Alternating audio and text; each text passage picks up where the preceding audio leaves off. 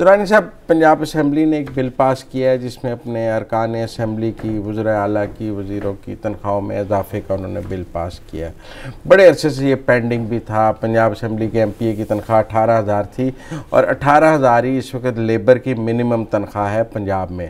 مطلب ہم ڈرائیور رکھتے ہیں، گھر میں میڈ رکھتے ہیں، اس کو بھی ہم 18,000 روپے دینے کے پابند ہیں۔ ویسے تو مزدور بھی اب جو ہے وہ 600 روپے دیہڑی لے رہا ہے، وہ بھی 18,000 روپے مہینہ کما لیتا ہے۔ تو 18,000 ہی ایم پی اے کی تنخواہ تھی جو انہوں نے بڑھائی ہے، لیکن بہت شور ہے کہ بہت زیادتی کرتی ہے، بڑا ظلم کیا ہے یہ بڑھا کر۔ بسم اللہ الرحمن الرحیم۔ مزمل صاحب، میں اس پروگرام میں اگر آتا ہوں تو میرا مقصد یہاں آنے کا صرف یہی ہوتا ہے کہ ہم روایتی بھیڑ چال سے نکلتے ہوئے، ویسے تو سب ہی کہہ رہے ہیں بہت غلط ہوا ہے، بہت غلط ہوا جی، قومی خزانے پہ بوجھ بڑھ گیا، ظلم کر دیا، کرپشن ہو گئی، اور کرپشن کے سارے دروازے جن لوگوں پہ کھلے ہوئے ہیں، اور جو لوگ ان کو کھولتے ہیں وہی یہ نہیں چاہتے کہ کسی کو جائز انکم سے کچھ ملے۔ انگریز جب سب کانٹیننٹ میں آیا تو اس نے سب سے عوام سے کانٹیکٹ کا ایک انسٹیٹیوشن بنایا پٹواری کا۔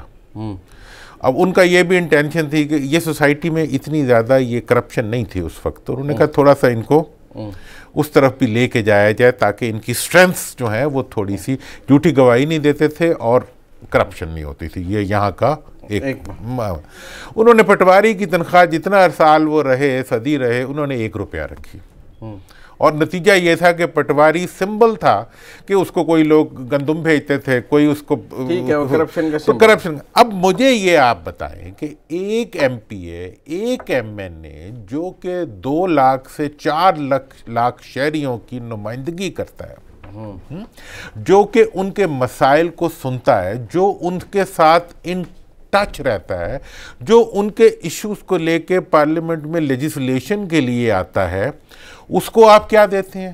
کوئی سیکرٹری نہیں دیتے، کوئی سٹاف نہیں دیتے، کوئی دفتر نہیں دیتے، اس کو کوئی بیٹھنے کی جگہ نہیں دیتے، اس کو کوئی ٹیلی فون نہیں دیتے، اس کو کوئی مراعات نہیں دیتے، حتیٰ کہ 18,000 روپے کا ایک نسوار کھانے کے لیے جو ہے وہ اس کو ایک الاؤنس دے دیتے ہیں، اس کے بعد چند ٹکٹیں دے دیتے ہیں، اور اس کے بعد چند ٹریولنگ کے، اور یہاں رہائش کے لیے کمرہ دیتے ہیں جس کا بھی وہ کرایہ دیتا ہے، کھانا بھی وہ اپنا کھاتا ہے۔ مطلب یہ ہے کہ آپ ایک منتخب نمائندے کو کیا دے رہے ہیں؟ میں خود وزیر رہا ہوں، وزیر ہوتے ہوئے، مرکزی وزیر ہوتے ہوئے میری تنخواہ جو تھی، جو مجھے گھر آ کے ملتی تھی، 43,000 ہوتی تھی، اور اس 43,000 میں میں نے گھر کا جو سرکاری گھر تھا اس کا کرایہ دینا ہوتا تھا، بجلی کا بل دینا ہوتا تھا، گیس کا بل دینا، ایک کمرے کے علاوہ باقی میں خود دیتا تھا، اور اپنا کھانا کھانا ہوتا تھا۔ تو میرا بل بجلی کا، گیس کا دینے کے بعد، اور نوکر جو میرا ذاتی تھا اس کی تنخواہ دینے کے بعد میری تنخواہ ختم ہو جاتی تھی، باقی میں گھر سے لے کے کھاتا تھا، اور جب فارغ ہوا تو بہت بڑے ڈیفیسٹ میں تھا۔ مطلب یہ ہے کہ ہاں، ایٹ دا سیم ٹائم اگر آپ اپنے سیکٹری کے ذمہ لگا دیں بھئی روز یہاں دعوت پکے گی، روز یہاں یہ ہو، تو آپ چل سکتے ہیں۔ تو میرا جناب اس کے بارے میں پہلا سوال تو یہ ہے کہ جس تنخواہ پہ آپ ایک ایم پی اے اور ایم این اے کو رکھنا چاہتے ہیں، کیا اس پہ کوئی کلرک بھی زندہ رہ سکتا ہے؟ گریڈ 16 کے افسر کو آپ کیا دیتے ہیں؟ گریڈ 16 کا افسر تو 70-80 ہزار پہ لیتے ہیں۔ اچھا جی، اور آپ یہ بتائیں کہ ایک ہائی کورٹ کے جج کو آپ کیا دیتے ہیں؟ 7 لاکھ۔ اچھا جی، ایک سول جج کو آپ کیا دیتے ہیں؟ 3 لاکھ 4 لاکھ۔ اچھا، اب یہ سب مراعات آپ ان لوگوں کو دیتے ہیں جن کے پاس اختیار ہوتا ہے، تاکہ وہ اپنے اختیار کو سچے طریقے پہ، آپ نے موٹر وے پولیس بنائی، ان کو کتنی تنخواہ دی؟ ان کو بہت، عام پولیس سے زیادہ تنخواہ۔ اچھا، کیوں دی؟ کہ آپ ایک کوالٹی چاہتے تھے۔ اب آپ جس وقت یہ کام کرنے چلتے ہیں کہ آپ نے کسی ملک کے لیے منتخب لوگوں کی ایک ٹیم بنانی ہے، تو ان کو آپ اس حال میں پہنچا دیتے ہیں۔ اور اب اس سے آگے بڑھیں، پنجاب اسمبلی میں کیا طوفان آ گیا ہے؟ کے پی کے اسمبلی جو ہے وہ پہلے اضافے کر چکی ہے، اتنے ہی۔ سب سے زیادہ بلوچستان اسمبلی، بلوچستان اسمبلی جو ہے وہ پہلے ہی کر چکی ہوئی ہے۔ بلوچستان اسمبلی جو ہے اس وقت وہ تنخواہ دے رہی ہے، سارے مراعات مرود ڈال کے بہت زیادہ پیسے دے رہے ہیں، 4,40,000 روپے وہ ایک ایم پی اے کو دے رہے ہیں، ٹھیک ہے نا جی؟ اور آپ کہہ رہے ہیں کہ جی تم 18,000 تنخواہ میں پنجاب میں کام کرو۔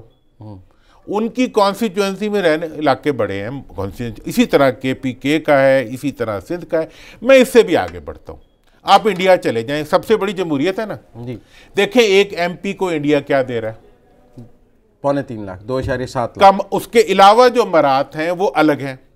مطلب یہ ہے کہ آپ جمہوریت کی بات کر رہے ہیں، آپ میڈیا کے اہم ترین مقامات پر بیٹھے ہوئے ہیں، آپ وہاں بیٹھ کے ایک جائز، سارے کہہ رہے ہیں بڑی جاتی ہوگی، آپ اکیلے ہی کہہ رہے ہیں جاتی نہیں ہوئی ہے. دیکھیں میں اس لیے اکیلا کہہ رہا ہوں کہ دیکھیں جتنے وڈیرے جاگیردار ان کو سب کو الٹا ٹانگ کے پھانسی دینی چاہیے، پھانسی دینی چاہیے جنہوں نے یہ بل پاس کیا نا، یہ سب سارے ایم پی ایس. دیکھیں یہ عوام کو گمراہ کرنے والے وہ وڈیرے جاگیردار اور الیکٹیبلز ہیں جو پولیس کی ٹاؤٹی کرتے ہیں، جو لوٹ مار کرتے ہیں، جو گھروں سے وسائل لے کے اس لیے چلتے ہیں تاکہ کوئی عام آدمی، اگر آپ مجھے بتائیں کہ ایک سیلف میڈ آدمی کسی وجہ سے ایم پی اے بن جائے اس کا کیا حال ہوگا؟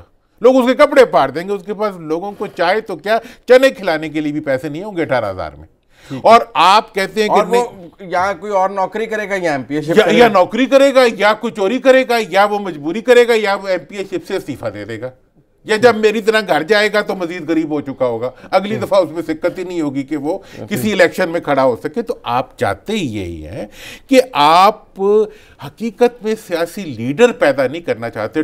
ٹرکی کے اندر، جرمنی کے اندر پولیٹیکل پارٹیز جو اپوزیشن میں ہوتی ہیں انہیں پارٹی رن کرنے کے لیے فنڈز دیے جاتے ہیں.